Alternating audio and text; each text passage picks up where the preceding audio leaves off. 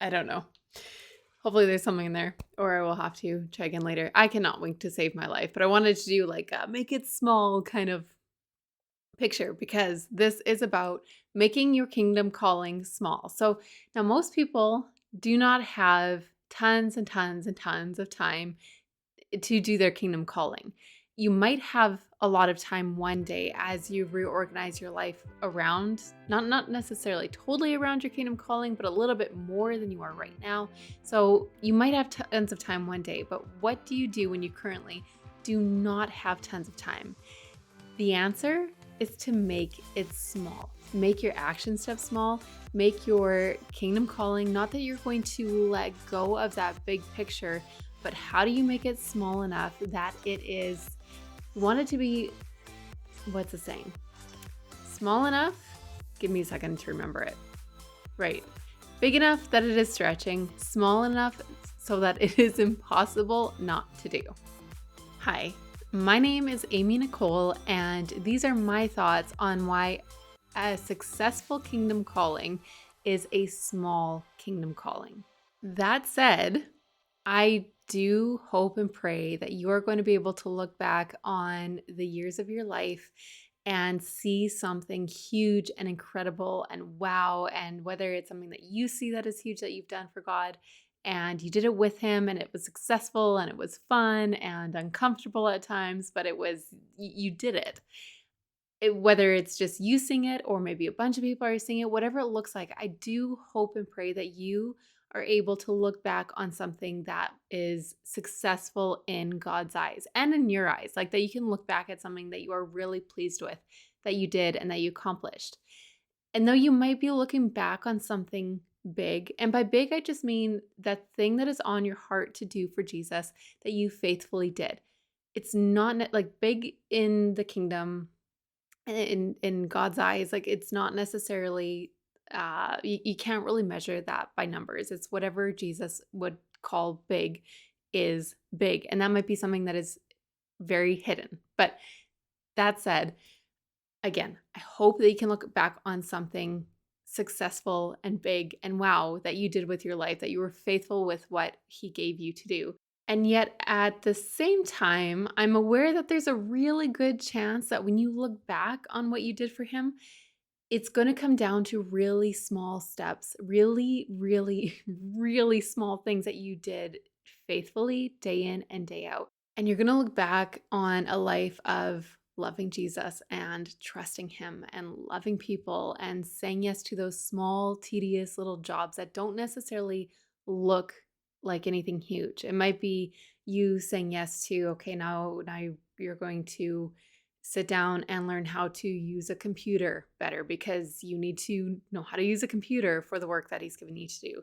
It might look like you, in some seasons, saying no to something that you feel is really important, but you know that for a season you need to lay it down.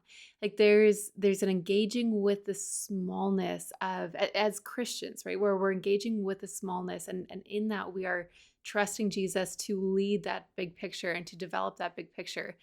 So I wanted to share with you 3 reasons why I think that your kingdom calling should be small and why intentionally making either, I got to make sure that I say that properly. I'm not saying to shrink down what you want to do, right? Like I could say, oh, I want to do a YouTube channel and there's not really any way to shrink that down. I'm not saying that you should like you know don't do kind of, I'm not saying to give up on what you want to do in exchange for something that looks small and doable. Please do not do that.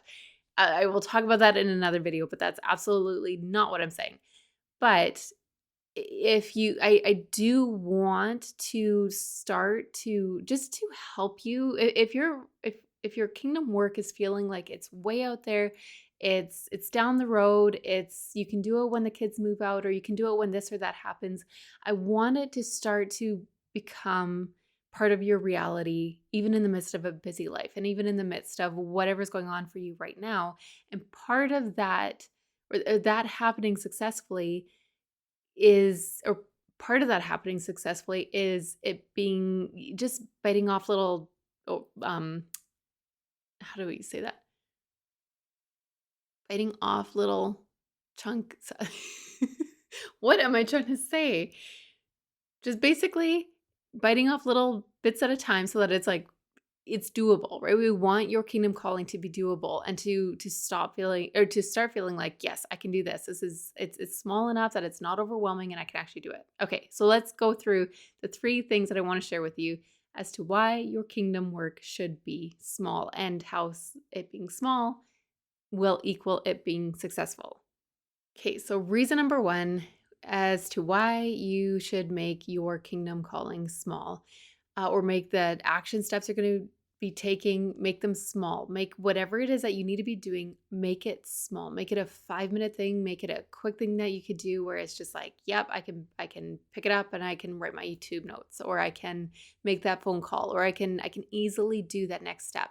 It's because you don't have all the time in the world. And because you don't have all the time in the world, and you also don't have especially when you're starting out on the work that God has given you to do, you don't have the emotional capacity to be able to handle a lot. And so when you don't have a huge either time capacity or you don't have a huge emotional capacity, making it small makes it doable. So I find, and you have to figure out what works best for your life, but better to do, like I would honestly rather sit down for 20 minutes 5 days a week than try to sit down for 2 hours or carve out 2 hours one day a week kind of thing. Where if I could just sit down and spend 20 minutes of focus time, I will get much farther over 5 days than I would if I try to sit down for 2 hours, just because um the like emotionally I and I don't know if emotional is the best word for it, but it's just like you just can't handle a whole bunch. So when you don't have all the resources in the world, making it small makes things fit in wherever they can fit in, right? And ideally, in time, you're going to have more time and more focus to be able to give to your kingdom work. But for starters, when you are lacking capacity, it's better to make it small so that it can fit in wherever it needs to fit in. Reason number two is that when the kingdom work that we're wanting to do, when it's too big, big equals overwhelmed, and overwhelmed will always equal stuck. As soon as you are overwhelmed, you are going to get stuck. And that really sucks and just doesn't work when you have something that you're trying to move forward on. And it's just, if you think of um just that big picture that you're trying to work towards, or maybe it's a small thing that you're like you've already chunked it down, you've already figured out like, okay, I want to just get this one little thing done this week, or I want to just learn this one thing that I need to learn. Whenever like that, even when we make our action steps small, they are sometimes still a little bit too big for us. And as soon as it's too big, it's overwhelming and then we get stuck there. So then make it smaller again. You want it to be small enough, big enough that it's stretching, small enough so that it is impossible not to do. And again, I'm going to talk at the end why we have a really big fear that keeps us from actually being okay with making something or making our action steps small enough so that we actually start doing it. The third reason why you should make your kingdom calling small is because that while on one hand, it is huge and it is important that you do it. And I hope it is just one of those really key threads throughout your life that you can look back on and be really pleased with.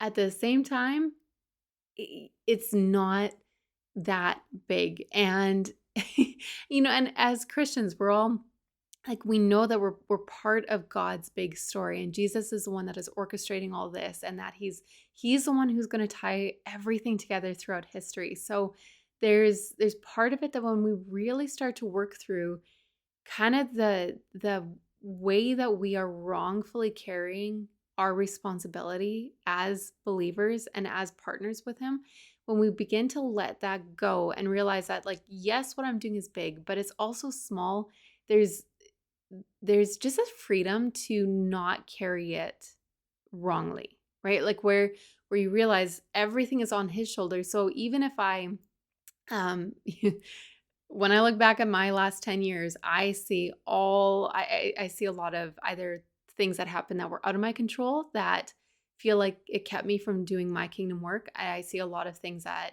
were in my control, but I didn't know how to handle them. A lot of things where I had no skill in different areas. And so even if I could have done something, I didn't have the skill or the ability to do something. So I'm looking back on a history of where I was my own worst enemy.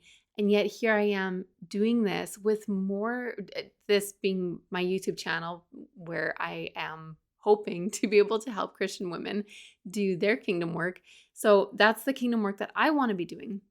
And after like 10 very slow, very intense years of delays, I can still, I have more confidence now at Jesus's leadership because I've seen how even though I've just taken myself out in many ways, I'm not disqualified because he just has a way of working everything out. And he is really good at orchestrating history as a whole, but also our own little personal histories. And so there's just this confidence that grows as we say yes to that next small little thing that you need to be doing, whatever it is for you this week. It might, it, it's like, it could be like 5 minutes. Just give 5 minutes to that next thing that you need to be doing. And let us know in the comments what it is that you are like, okay, it's like, just if I could just spend 5 minutes, right? Sometimes for me, it's just sit down, make a cup of coffee, sit down and just give myself that space to write my YouTube notes. That is huge. Or just go curl my hair or go do my makeup or go start editing. Even if I know I don't have time to finish editing, just go and sit down and start editing, right? Like we all have those things that for you, for every single one of you, it's going to be your action steps are going to be totally different from the next person. But it's just if you can make it small enough and as you accept and get really comfortable with that your work is huge, but it's also small at the same time because it's it's not on your shoulders to accomplish the work of the kingdom. It's on you to say yes and to play your part, but it's not on you to orchestrate that big picture. And there's a lot of freedom in that. Hey, it's me, Amy, here to interrupt myself to introduce to you the free Step of Faith 5-day mini course that'll take you from chaos to clarity, stuck to small stepping, and helpless to hopeful. Check it out in the description below. If you know what you want to do for Jesus, but despite your best efforts have not been able to make it happen, then this is for you. It's a simple course that is designed to help stop you from spinning your wheels and instead get traction and get moving in the right direction. It starts with the first small step and ends with a life well spent on Jesus. If you're ready to let me help you take that first small step of faith, then click the link below to sign up for free. Okay, so I wanted to circle back to a big reason why we are afraid to take small steps because okay, so sometimes when we make something small, so like for me, if I'm looking at I need to make notes, I need to record the video, I need to edit it, I need to upload it, I need to do whatever, like all these different pieces, right? So if I just say at the beginning, like when I started making videos, I would just have to, because I would be paralyzed and stuck for weeks, if not months. And so I just had to start saying that I need to just, again, make a cup of coffee and give myself, just go sit down, right? And see what happens. I've got my journal, just go and see what happens. And then I would typically get an idea that I liked. And then I'm like, okay, I'm going to make a video off of this. But on the front end, that kind of step feels too small. I'm like, I don't have enough time to, which is funny because I'm like, I don't have enough time to actually sit down and make notes and to give myself this space. So then I wouldn't do anything, which is also getting me nowhere. But when I would allow myself the time and the space just to sit down and be creative, then I've gotten much farther that way. But there's this fear that if we make our action steps small, if we just accept that, you know what, I don't have a lot of time, so I've really got to cut back on what I want to get done and just accept that I don't have a lot of time. So whatever I'm going to do or whatever you're going to do to work towards your kingdom work, then it's it's not going to be as big as you want, and you're not going to get as far as you want. But when you accept the smallness of it, there's something that just, it's like you're planting a small seed and you're giving it a chance to grow. You're stretching yourself, your emotional capacity, you're stretching your scheduling capacity. You're not trying to stuff in this huge thing, your kingdom work that is really important, but you're not trying to stuff that into your life in a way that is just kind of like awkward and uncomfortable, and it doesn't quite work, and then it just ends up leaving you frustrated.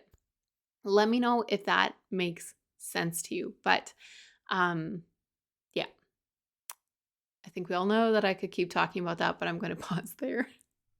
So to wrap up, I want to just finish with small equals habitual. Like when something is small, you're giving it a chance to become habit. And when something is a habit, it will equal success. It means that you're going to be doing it. And so the more that you can just accept the smallness, because when something is small, you're also, it's not just about getting something done, right? Like it's about actually learning how to do something.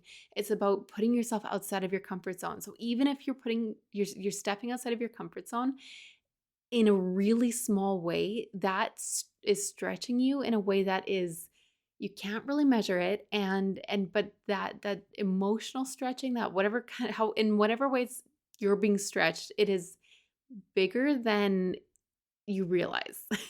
and it's one of those things that when you just accept that, okay, you know what, if it's going to take me a year to move a little bit, because again, sometimes that's the fear that, well, if I accept that it's small, I'm going to get nowhere. But when you do accept it and just say, you know what, I'm going to let my steps be as small as they need to be, and it's going to take whatever time it's going to take. On the other end, you're probably going to find that you moved farther and faster than you would have expected.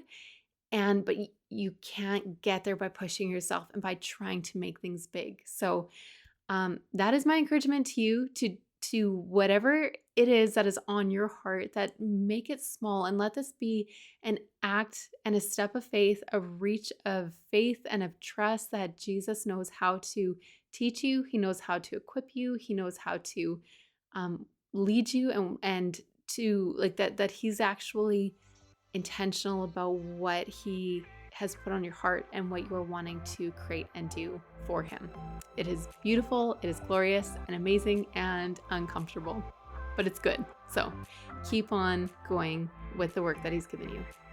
All right. Okay, so for the thumbnail, I wanted to do like something like that, but my problem is I can't wink to save my life. So I don't know. I'm hoping something in here will like give me a good shot, because if I'm closing this eye, wait. Okay, maybe we'll try something like that. Because if I don't know, that